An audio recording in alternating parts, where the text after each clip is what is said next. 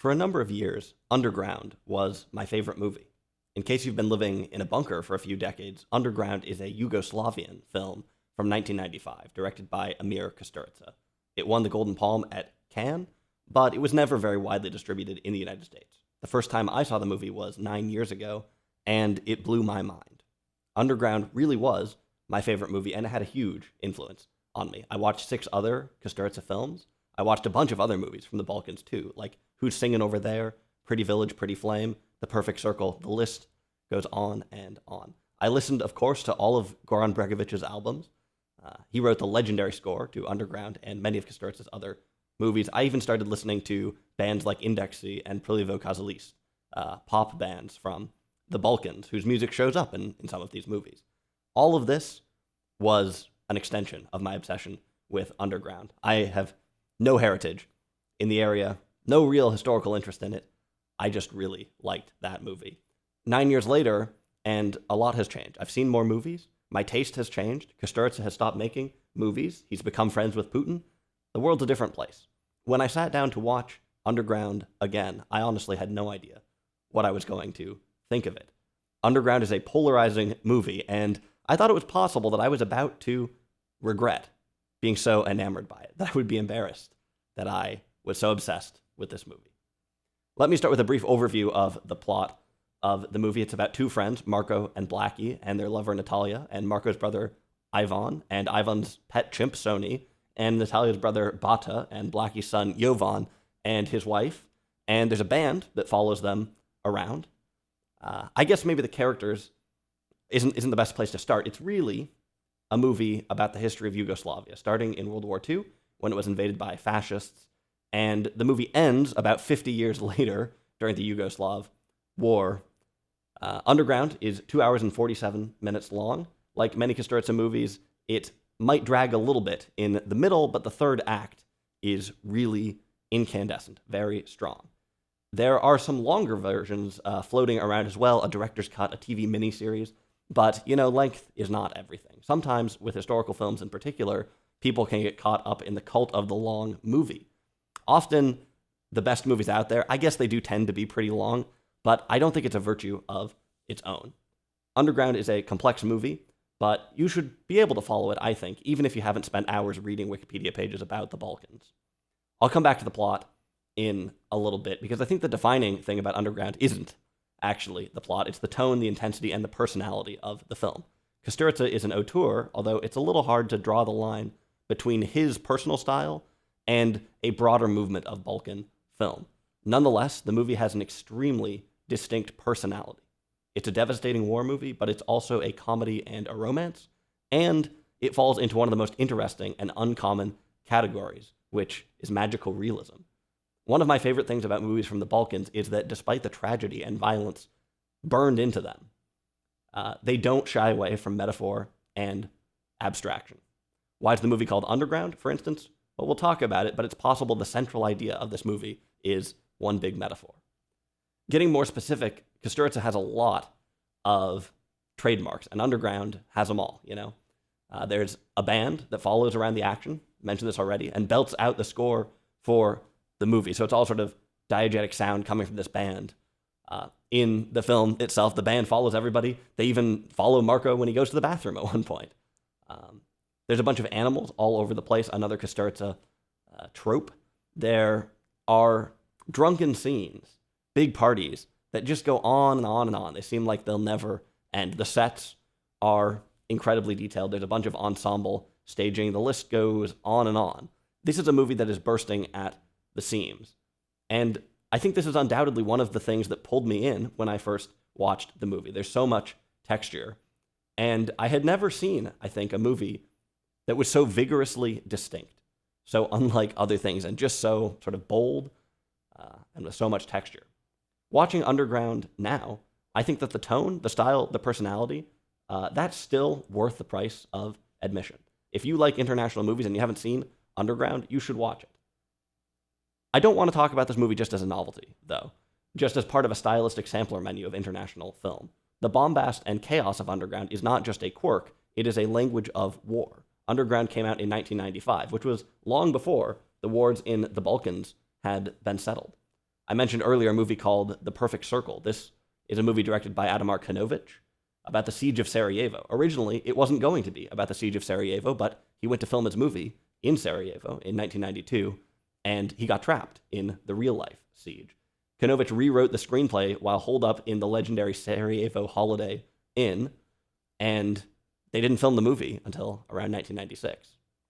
Interestingly, Kusturica was born in Sarajevo as well, to a secular Muslim family. Some Bosnians aren't very fond of him because he would later align himself with Serbia, and in 2005 he was even baptized into the Serbian Orthodox Church. We'll talk about Kusturica more a bit later on, but the point here is that this is serious stuff. Underground is definitely a vivid film, but inevitably we have to ask also if it is a sound film, if it is a fair history, if it's politically sane. I'm not really the morality police here. I don't really have a stake in the Balkan Wars like some people do, but this is territory where there's something more than just the style that counts, I think. And this is where things get a little more complicated, maybe a lot more complicated. Fundamentally, I think Underground is an elegy for a nation, for one nation, for a unified nation, for Yugoslavia. The film basically spells this out for us at the end. But as much as it waxes poetic about the good old days, it also offers a pretty damning assessment of Cold War Yugoslavia. Why is this movie called Underground? Well, I'm going to spoil things a little bit here and talk about sort of the central metaphor of the film, one of them. During World War II, Marco and Blackie are wanted by the fascists. This is the first part of the movie. To escape capture, they hide out in an underground bunker. It's kind of a basement beneath someone's house. And they turn this bunker into a weapons factory. They start living there. It's got its own lights and plumbing. They've powering things with a bicycle. And they build a community down there. There's children born down there, families raised in this bunker. When World War II ends, Marco doesn't tell Blackie or anyone else living in the basement. Not only does he not mention that the war has ended, but he actually simulates fake air raids, gives them fake news updates, and even manipulates their clocks to make time go by a little bit faster. Marco takes the arms that they continue to assemble and he sells them for his own profit, while also making a name for himself as a poet and growing ever closer to Tito. Tito was the leader of Yugoslavia, by the way, kind of like the Stalin of Yugoslavia, but don't quote me on that. That's a bit ahistorical. Anyway, the fairly obvious reading of this part of the movie is that it's a condemnation of communism under Tito. It's an allegory for a nasty trick, keeping people in the dark, keeping people in poverty, pulling the wool over their eyes, keeping people afraid of a threat that no longer exists. So, sure, the movie is nostalgic and it longs for a unified country, but it also fairly strongly decries corruption and illusion happening in that very place. It's interesting. This is just one layer. Another interesting element of the film is kind of self-referential. During the Cold War part, this movie's in thirds, by the way. It's in 3 parts. The Cold War is the second part. And during that whole section, Marco visits the set of a movie that is being made about himself. This is a cool structure because we get to see them film a scene that we saw take place earlier on in Underground. The film within the film is based on Marco's autobiography, and it turns out that he has massaged some of the facts. This is an interesting warning about revisionism, about storytelling. Again, it's a case of deception, illusion, pulling the wool over people's eyes. Underground, in some ways, comes with a built-in warning that historical films might be illusory and self-serving. That's kind of interesting. So Underground is sort of invoking these historiographical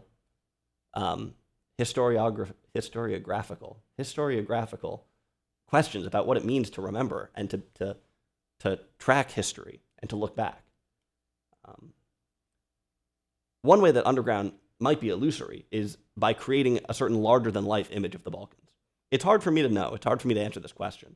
But when you see all these vivid places and huge characters, in the back of my mind, I wonder, is this real, or is this a cinematic export? Is this the Balkans packaged up for international consumption? Of course, this movie wasn't really consumed in the US, but Kusturica was, to some degree, attached to this sort of circuit of European film. I think there are movies from the Balkans that mainly trade in stereotypes. One example is the film Before the Rain, directed by Milko Manchevski. I would not recommend that movie. I think it's not that great, and I think Manchevski's a bit of a shill. In fact, he actually pays people to edit the Wikipedia pages about him and his films, which is extremely lame. But let's stay on topic. There are movies that that do feel like more stereotype than reality. And again, it's sort of hard to assess which is which. A place where I find Underground is maybe a little bit suspect isn't really in its politics or its history, but in some other elements of the culture. One example is that it has a pretty simplistic view of masculinity in this movie, or this is a very masculine film, you might say. As much as this movie is an elegy for Yugoslavia, it also seems like an elegy for a certain type of masculinity. Underground is kind of a sleazy movie. The men in it do whatever they want to. And this is sort of the point of things in some ways. But I can also see how it would be tiring to some people. And I also wonder if it hints at some sort of distortion. Maternity is the only positive feminine trait in the movie. I think it's somewhat common in patriarchal societies for people to very strongly support mothers while not really supporting women in general. I'm not going to make any allegations here about any particular country or whatever, but there's a hint of that in this movie, where the women in the film are really a footnote, and maybe the only time where they are strong is in motherhood or something, which is interesting. That's not to say that you shouldn't be, but like I said, this is a conspicuously masculine film. Was there really such a domestic disintegration? I don't doubt that there are or were men like Marco and Blackie, but are those the only people out there? Are those the only stories? And do these guys really define the image and the history of the country? I don't know. This domestic disintegration is actually kind of a crucial theme in the movie, though. There's a lot made about some family relationships. Some family relationships are really at the center, like marriage. We go to a wedding at some point, motherhood, like I said. But we don't really see a single complete family in this movie. Maybe at one point. But we don't really see a complete family. What we really see is a lot of families falling apart. Brothers turning against each other, friends turning against each other. You know another word for splitting apart, by the way? It's balkanization. Before we leave the political topic, I want to mention religion briefly. Serbia is mainly a Christian country. I think Christianity is the only religion that's visible in the movie at all. The way that it's invoked is maybe open to interpretation. One example of it showing up in the movie is when Ivan builds a model of a church out of popsicle sticks, along with Sony, I think, while they're living in the bunker together. Interesting image, putting together this church in your own small way. He gives it to somebody as a wedding gift. Is this a symbol for deep religious devotion, that it's the savior of the everyman or something? Or is it the foolishness of a false idol? Or is it just sort of playful? Little hard to know. There's a couple of crosses that show up at particularly poignant moments at the end of the film. Again, though, it's not exactly clear if they represent something positive or negative. That's interesting. Religion in the Balkans is such a charged subject that I suspect maybe some people latch onto these moments a little more than I have. To me, I didn't know exactly what to make of them. Okay, I want to talk about Kusturica a little bit. He doesn't make movies anymore. Instead, he builds towns.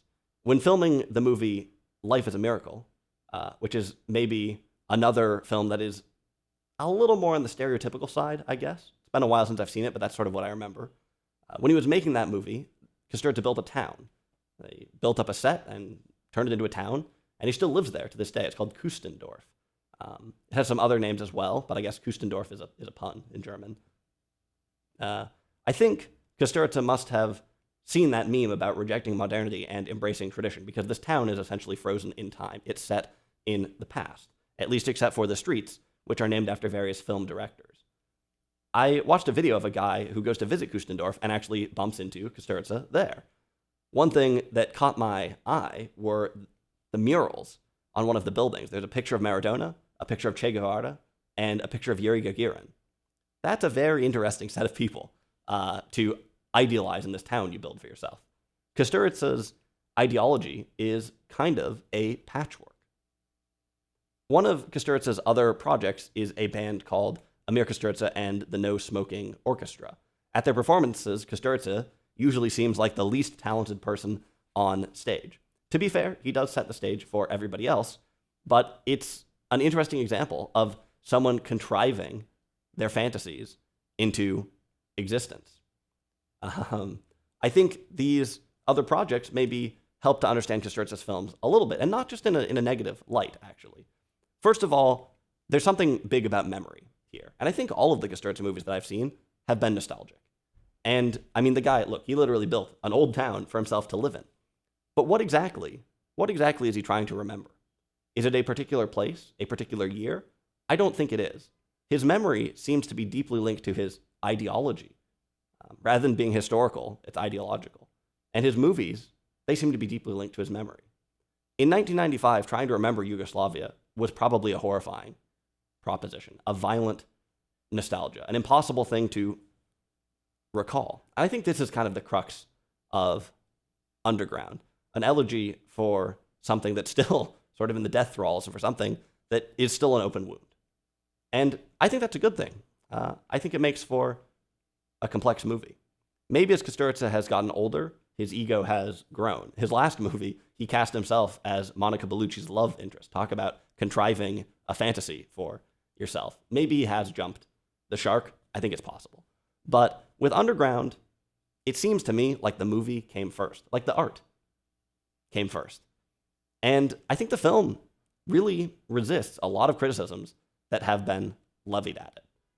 Underground is still a polarizing movie. It is still iconoclastic, just like Kusturica himself. And I get why people's first reaction might be to tear it down, or might be just they might be put off by it, and by him. But I don't know. I think it stands up. I have one more thing to say about the movie, which is that when I watched it this time around, I realized that it is a lot newer than I had first been thinking. I guess I always knew what year it came out, but perhaps it seemed so different when I first saw it. It seemed so out of this world that I didn't really place it into the chronology of other movies, other European films in particular. What I'm getting at here is that Underground is not as unprecedented as I first thought. That's one of the ways my viewing of it did change quite a bit, is that now I've seen a lot of movies that predate Underground that give it some more context. For instance, it has little hints of the conformist in it, maybe, with some of the tunnels and maybe some of the details about masculinity, relation to government, things like that. I reviewed that movie on this channel. A couple of the themes in the movie, a couple of the motifs, and some aspects of the tone remind me of Delicatessen. That came out in 1991. For some reason in my brain, Delicatessen feels like a way newer movie than Underground, but it isn't. The most similar film I can think of, though, is probably The Tin Drum, which I'd never even heard of when I first saw Underground, but which I've now reviewed on this channel. And if you think Underground is the only or the first dark comedy about a war with this magical realism, surrealist element in it, think again. In fact, I think The Tin Drum really might be better than Underground, might be more extreme than Underground. So clearly, I have revised my thinking about this some. It has not been my favorite movie for a long time. My taste has simply shifted more towards subtle films, and Underground is absolutely not that. But it is still a complex movie, and yeah, I don't know. I think it's still a great movie. I'd give Underground a strong 16, and I think that all that's left to do now is revisit this very video in 9 years to see if I still agree with myself.